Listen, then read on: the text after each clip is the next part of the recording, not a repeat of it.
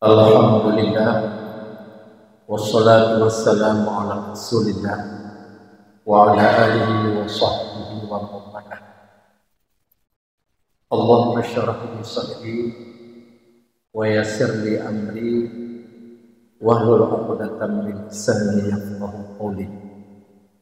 Wa qala Allah ta'ala fil Qur'an al-Karim. Bismillahirrahmanirrahim. Alladzina amanu wa hajaru wa jahadu fi sabilillahi bi amwalihim wa anfusihim a'zamu darajatan indallah wa ulaika hum faizun. Shadaqallahul azim.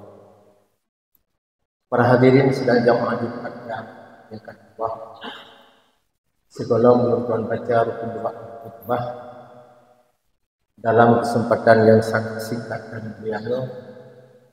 Jadi pembahasan kita yang menyangkut dengan keutamaan atau kelebihan bulan Haram.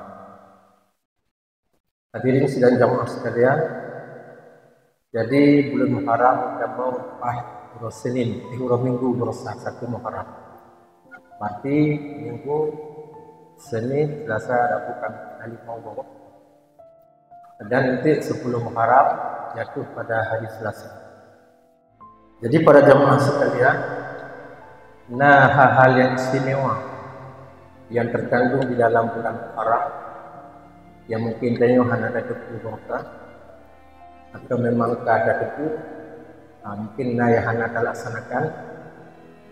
Jadi bauronya ulun tuan ulang kaji para jamaah sekalian supaya mengingat dalam bertanya tentang keutamaan yang terkandung di dalam bulan Haram. Jadi Baksa Muharram Bersa'urut itu yang adalah ditetapkan sebagai tahun baru hijrah 1426 hijrah, dan tahun hijrahnya ditetapkan pada masa Khalifah Umar bin Khattab radhiyallahu, karena bahwasanya surat-surat yang dikirim di urut Islam tidak dibubuhi berupa tanggal, tahun dan bulan. Sementara urut-urut Nasrani karena dia berpedoman pada tahun Masehi, tentu saja ikut tanggal, bulan dan tahun. Jadi tahun Masehi kita 2000 waktu ke tahun hijrah 1426 hijrah. Oleh karenanya Umar berinisiatif, gehailah para sahabat-sahabat yang lain untuk memberi pendapat, bermusyawarah untuk ditetapkan sebagai tahun hijrah, tahun Islam. Maka muncullah dalam rapat-rapat para jemaah sekalian pendapat-pendapat yang berbeda. Yang sebahagian mengatakan tajuk tahun hijrah awal dari Nabi. Yang mengatakan tajuk awal angkat Nabi menjadi Rasul. Yang berpendapat tajuk pada tahap Nabi Isra Mi'raj. Yang dikali pendapatnya itu kepada Sayyidina Ali radhiyallahu.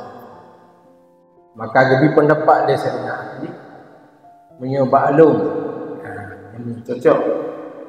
Jadi cocok tahun hijrah sebagai tahun kebanggaan orang Islam, yaitu bahwa hijrah Nabi dari Makkah ke Madinah. Maka ini cocok karena di saat dakwah Nabi di Makkah menjadi mandek, ancaman fisik sangat luar biasa dari kaum Quraisy, maka Allah perintahkan Nabi untuk hijrah ke Madinah supaya mendapat suasana baru. Dan ternyata benar, ketika Nabi datang ke Madinah disambut dengan gembira, disambut oleh masyarakat Madinah sangat luar biasa, sehingga di sini mulai dibangun Islam sehingga berkembang seluruh penjuru dunia. Maka akhirnya sepakatlah para jamaah sekalian, ucap tahun baru Islam adalah pada hijrah Nabi atau disebut dengan tahun hijrah. Hadirin sidang jamaah yang mulia, menyomenang tiban mana hijrah Nabi depan tanya, ijih menyatakan arti hijrah secara bahasa berpindah dari satu tempat ke tempat yang lain. Menyatakan dua pindah tahun, tapi lebih di belakang labu. Kan kalau yang kampung, yang hijrah kepada. Karena minah ke tempat yang lain. Dari Aceh ke berangkat Medan, ke berangkat ke Jakarta dan Mekah, yang hijrah berpindah. Tapi secara hakikat hijrah adalah membentuk, merubah perilaku kita daripada hanagat kepada god. Merubah akhlak kita daripada hanagat kepada ajroh, itulah hijrah. Maka bahasa ajino kepada kaum muslimin di kampung-kampung hijrah. Dari bodoh kepada cerdas, hana be'er sembahyang kepada jemaat sembahyang, be'er but kepada jemaat but, akhlak hanagat kegat, yang kenyan sebenarnya hijrah yang harus diterapkan dalam kehidupan kita sehari-hari. Kita harus merubah perilaku dari hanagat kepada god. Itulah hijrah yang sebenarnya. Kemudian yang kedua, para jemaah sekalian, kelebihan bulan haram na bak 10 Muharram atau bahasa kita itu hari Ashura. Ashuranya 10 daripada kalimat asyar, asyrun, 10. Jadi hari Ashura artinya hari belum haram ke-10. Temampu teman terjadi para jemaah sekalian bak 10 Muharram. Jadi bak 10 Muharramnya le para nabi yang diterima taubat, yang dipulih dari sakit, dan yang diselamat daripada bahaya kehidupan. Jadi napadung nabi yang diberi bak 10 Muharramnya, yaitu sesuatu yang berbeda. Diterima taubat Nabi Adam alaihissalam karena kaki pajuh berfungsi dalam surga yang seharusnya dilarang menghadapi pajuh, tapi kerana digoda oleh iblis, akhirnya Adam ruh pajuh para jemaah sekalian bersama Siti Hawa. Maka akhirnya Allah marah, bengih Allah kepada Nabi Adam. Maka bawatannya Nabi Adam bertobat kepada Allah. Rabbana zalamna anfusana wa illam taghfir lana lanakunanna minal khasirin. Yang doa Nabi Adam, ya Allah, lun kalau bubuk salah ya Allah ngendron penyomenan pampun dosa lun, nepemaah lun pemaah istri lun, karena lun termasuk orang yang zalim. Diterima taubat Nabi Adam pas pada 10 bulan Ashura. Olehnya ketika Nabi Adam begeti kena udunya, karena iblis begeti udunya, Adam begeti udunya, maka Nabi Adam sabar-sabar begeti Siti Hawa. Nah, ahli sejarah mengatakan Adam begeti kena di India, Hawa begeti kena di Makkah ke Jeddah. Maka pada 10 Muharram juga Allah mempertemukan mereka, yaitu di sebuah bukit yang namanya Bukit Arafah, yaitu dipertemukan juga pada 10 bulan Muharram. Nah, sehingga orang lidahnya yang melaksanakan ibadah haji tentu saja Nabi jatuh di Arafah, di mana pertemuan dua-dua hamba yang ratusan tahun berpisah, yaitu berpisah oleh Allah, dan waktu yang dipertemukan kembali sehingga mereka membangun keluarga bahagia, punya anak keturunan, sampai kita nyoba perut para jemaah sekalian adalah sebagai cucu-cucu Nabi Adam. Kemudian para jemaah sekalian, ketika Nabi Adam bertelan dunia, maka Nabi Adam bertelan antara malam dengan fajar. Maka bawadan itu sebagai rasa syukur Nabi Adam kepada Allah, Nabi Adam melakukan salat subuh. Maka salat subuhnya berdasarkan daripada Nabi Adam alaihissalam. Dan salat subuhnya sampai berurunya wajib kepada jemaah sekalian setelah habis malam kita fajar, atau disebut dengan sembahyang fajar. Jadinya sembahyang subuhnya sembahyang Nabi Adam, maka sembahyangnya juga wajib kepada kita juga. Kemudian yang kedua, bak 10 Muharram juga selamatkan Allah Nabi Nuh alaihissalam. Nabi Nuh ikut trip kepada awak Nabi ikut.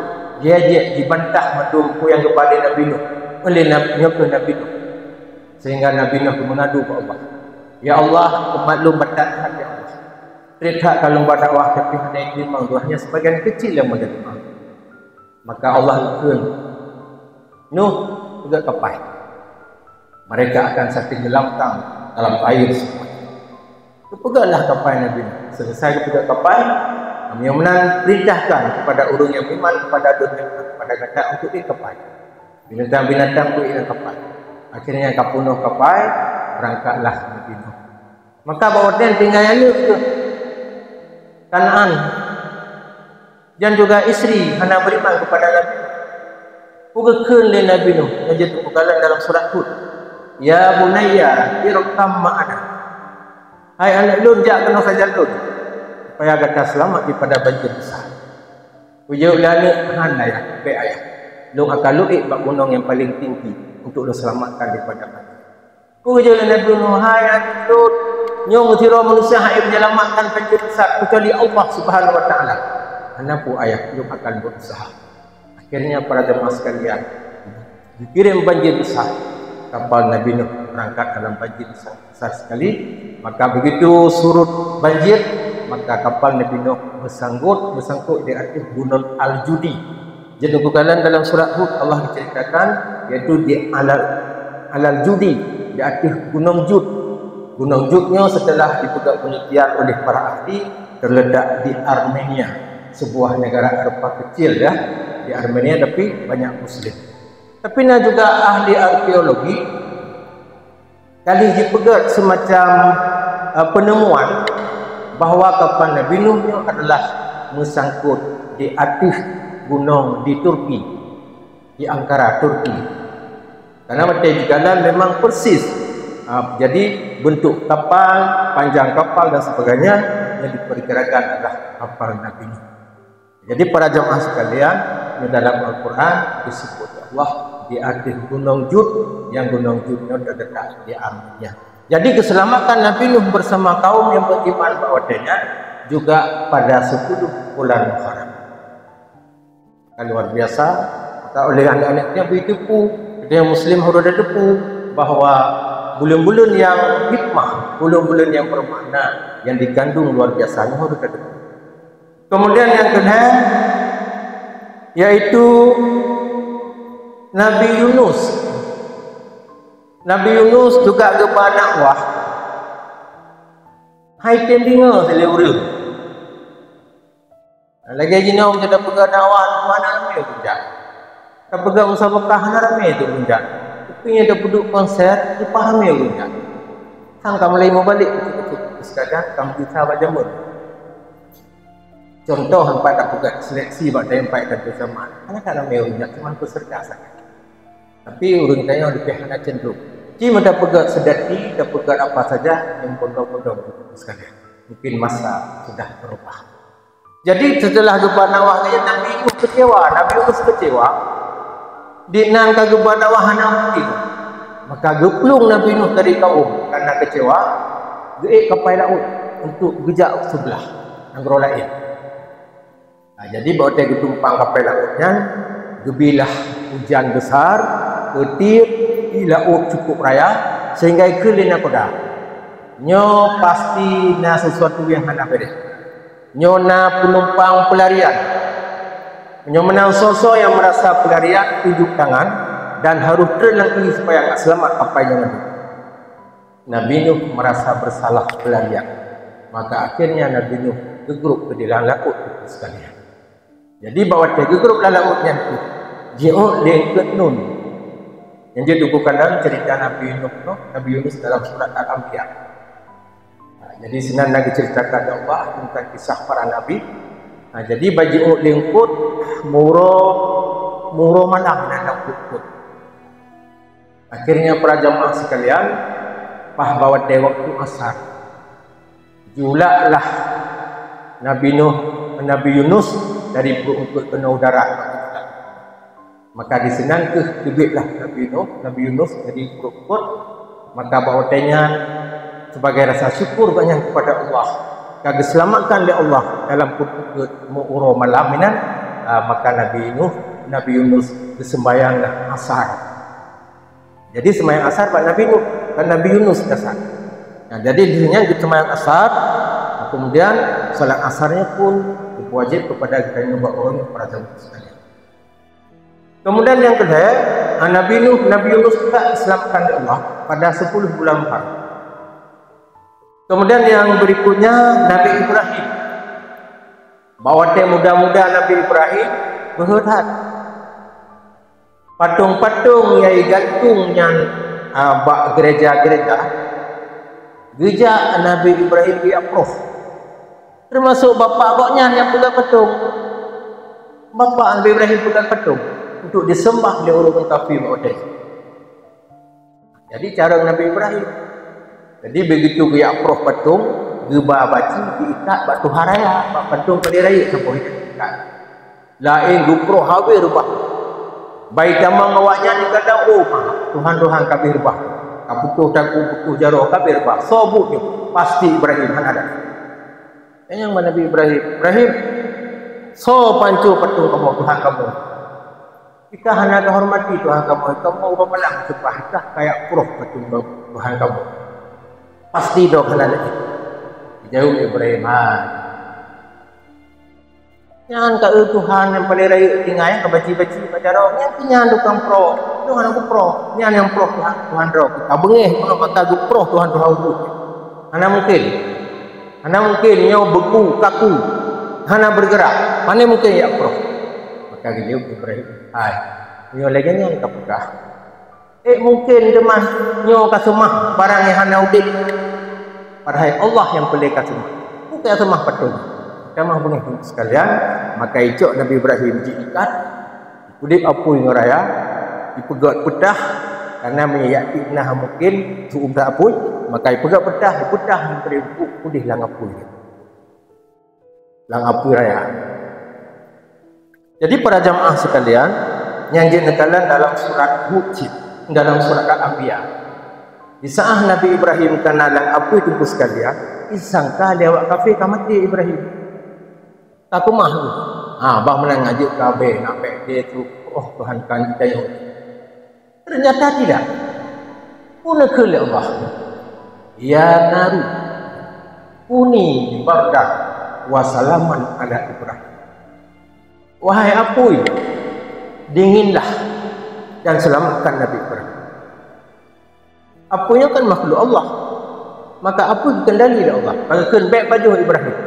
Akhirnya apui walaupun membara tapi dia tidak membakar Ibrahim. Akhirnya para jemaah sekalian, OTB apui kada Nabi Ibrahim utuh lagi biasa, mesuun boleh. Maka jadinya doanya jangan amalkan. Di saat tutung ngapui, di saat tutung ngisuum, nyekeun doanya. Ya naru kuni bardak wasalaman ala Ibrahim. Pak nak tak tahu depu bantagun-tagun itu dong anak untuk mampu dongnya gitu. Yang bila kaidah berarti. Jadi tunggu sekalian, Nabi Ibrahim juga diselamatkan oleh Allah adalah pada 10 bulan Muharram. Olehnya Nabi Ayub alaihi salam, Nabi yang paling menderita penyakit adalah Nabi Ayub. Di kurun tahun Nabi Ayub mengalami sakit. Kitanya paling-paling 5 bulan sakit, 6 bulan tidur. Tapi Nabi Ayub itu kurang tahun. Weboh kurumah Nabi Ayub. Leboh minta cerai. Yang satu yang setia, yaitu Siti Rahmah. Jadi, bahawa yang demakan nak kurang pun Nabi Ayub mengalami sakit. Pula kele Nabi Ayub. Rabbi anni massani yadurru wa anta arhamur rahim. Ya Allah, nun kan sakit ya Allah, dan dron ya Allah yang maha pengampun lagi maha penyayang. Akhirnya para jamaah sekalian, pas 10 bulan Nabi Ayub pulih penyakitnya Allah dengan cara gimana? Guyumano. Dia berham tanah di mana akhirnya pulih penyakit yang nampak tubuh yang bertahun. Putingai bak tubuh Nabi Ayub hanya hati dan lidah. Aso-aso kabih mati sekalian. Waktu tadi ngubring-bring badan Nabi Ayub analiaso dalam kabih, tapi dia tidak pernah lupa kepada Allah. Di dalam saat sakitnya Nabi Ayub pun lega. Ya Allah, memang penyakit yang diberikan Allah berikhlas memberi bangun. Tapi dia mohon pada Allah. Bila ulat dan pupuknya ipaju hasolun kena masalah. Ipajuh bina sobat kubulun anakku ya Allah. Tapi hanya dua yang lumukun ba'dun baik pajuh. Yang pertama adalah lidah. Bila lidahnya ipajuh liulat, tidak saja lu hanalingan berpikir pada dosa. Yang kedua, hati lu baik pajuh liulat. Bila hati lu ipajuh liulat, lu hanalingan lu ingat dosa. Maka yang duanya akan diselamatkan oleh Allah. Yang lain hanya masalah.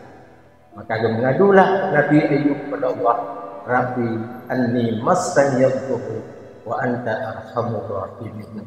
Akhirnya Nabi Ayub juga disembuhkan oleh Allah dari penyakit, yaitu 10 bulan puasa. Luar biasa itu penunggu sekalian, hikmah daripada bulan Muharram. Orang yang nalam Nabi Musa alaihissalam bahawa dia berdakwah bengih Fir'aun, karena Fir'aun bengih karena kaum Nabi Musa ia semah Fir'aun tapi tidak mau. Nabi Musa hang getim karena Allah yang patut disembah, karena mungkin kepada Fir'aun dia manusia. Akhirnya jilidlah Nabi Musa oleh Fir'aun bersama kaum. Jadi bahawa dia Nabi Musa hang berhadapan langsung dengan Laut Merah. Yang Laut Merah itu terletak di Mesir itu sekali. Makanya bila tunggu-tunggu nak umrah, kadang nak pakai umrah nanti Makkah, Madinah, Mesir, yang itu mengkalan. Tapi jenuh kalau di punan travel tiba umrah ke Arab Mekah kata. Makkah, Madinah kata. Hanya di pakai di Mesir. Tapi nyawa wai naik ke Mesir. Jenuh hanali kata. Yang ada lebih peng yang ada doa. Lebih empuk yang ada doa kan yang awak travel. Jadi para jamaah sekalian, di saat hana mahu pelunggi yang nalaut itu tunggu sekali. Akhirnya Nabi Musa gelisah. Maka getar malaikat Jibril, Musa, pukullah laut. Nabi Musa kena tukar berjalan itu. Jadi kecuali tukar, pam, dupai hati ini. Maka air terbelahlah air. Digeser laut itu sekalian. Dia jalan, maka gejaklah Nabi Musa bersama kaum untuk melewati Laut Merah. Setelah kaum Nabi Musa lepas, dia ikut je ke ia kembali. Maka Fir'aun terjebak dalam air. Bina pengikut Fir'aun banyak yang tenggelam dalam laut, termasuk Fir'aun. Jadi bahawa Fir'aun kabuhuk kanyawang bak takut sekalian. Kuikun Musa, selamatkan lu Musa. Bahawa orangnya lu beriman kepada kata dan beriman kepada Allah. Kelung Tuhan pada Allah. Ujung Musa sudah cukup. Sidhat kabarokon berbegah rapihan terpetih, maka orangnya lah terakhir kepada kata, maka Fir'aun pun tenggelam di Laut Merah. Setelah beberapa bulan kemudian, jasad Fir'aun ditemukan di masyarakat kampung Senang, akhirnya diawetkan dan sampai ngejino mentang jasad Fir'aun di museum di Mesir. Jadi yang diubah oleh Allah sebagai bukti orang-orang yang melawan Allah, orang-orang yang menganggap diri hebat, dibinasakan oleh Allah Subhanahu wa taala. Makanya tunggu-tunggu sekalian, kita yang bersyukur kepada Allah. Nek saga-saga kita lawan Allah. Biu semayang, tak semayang. Biu puasa, tak puasa. Biu berjaga, tak berjaga. Biu jauh haji, tak pendah jauh haji, tak bantah. Karena beliau tak bantah, mati melawan Allah. Orang melawan Allah, tidak saja kutukan Allah. Jadi para jamaah sekalian, Nabi Musa pun diselamatkan Allah pada 10 bulan Muharram.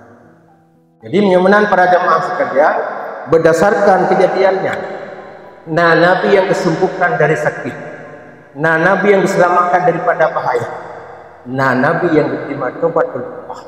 Maka itanya pah 10 bulan Muharram itu urus Selasa dan anak salah lupa. Yang tak manfaatkan urus Selasanya 10 Muharram. Yang pertama tak puasa sunat. Dasar bahawa Nabi di Madinah gegala le Nabi orang Yahudi puasa. Orang Yahudi mesti puasa. Gedayang le Nabi, hai. Yang kata orang Yahudi makan tak puasa 10 Muharram.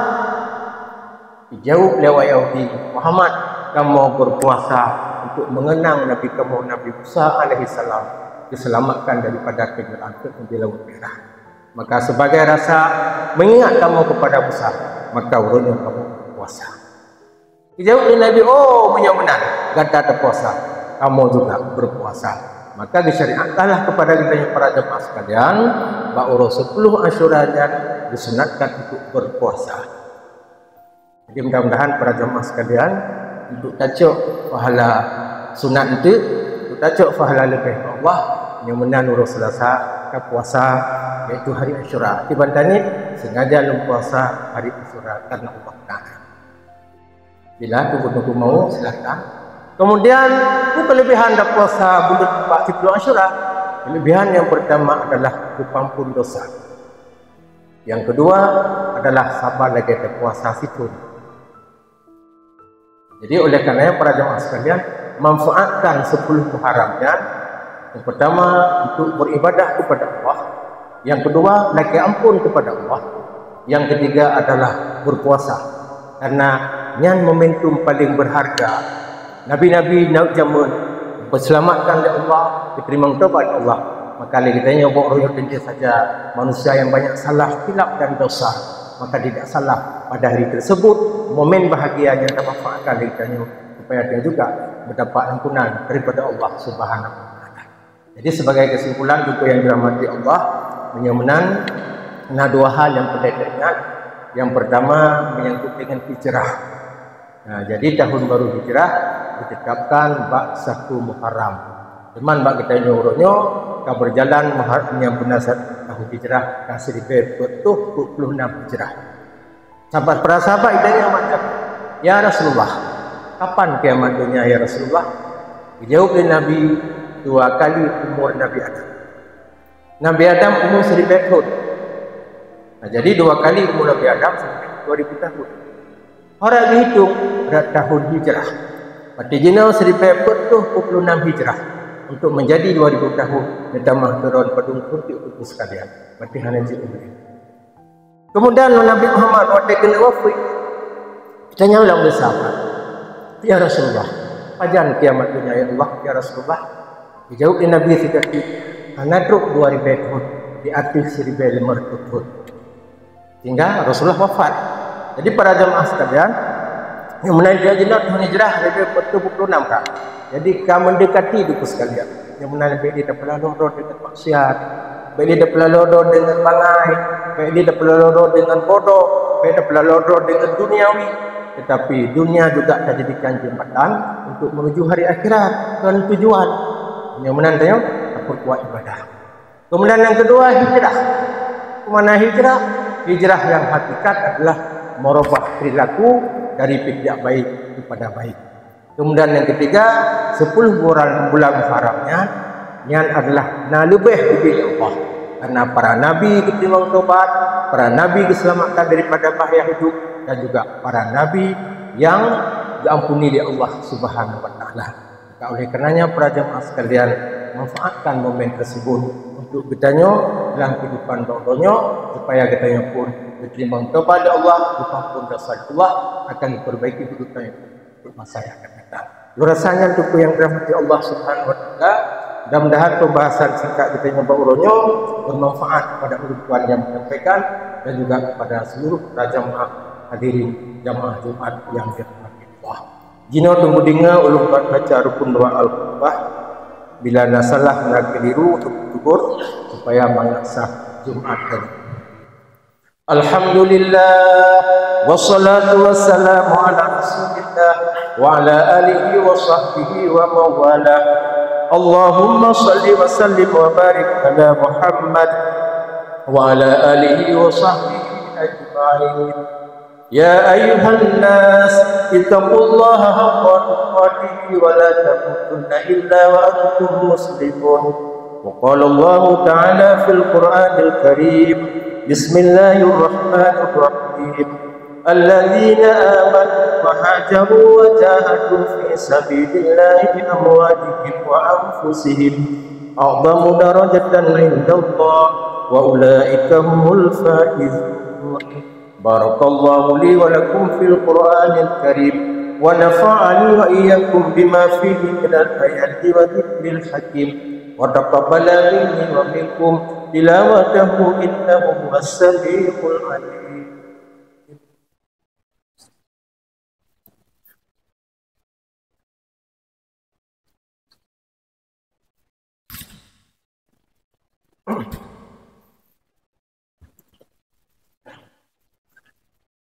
Alhamdulillah alladzi hadana lihadza wa ma kunna linahtadiya laula an hadana Allah. Asyhadu an la ilaha illallah wahdahu la syarika lah wa asyhadu anna Muhammadan abduhu wa rasuluh.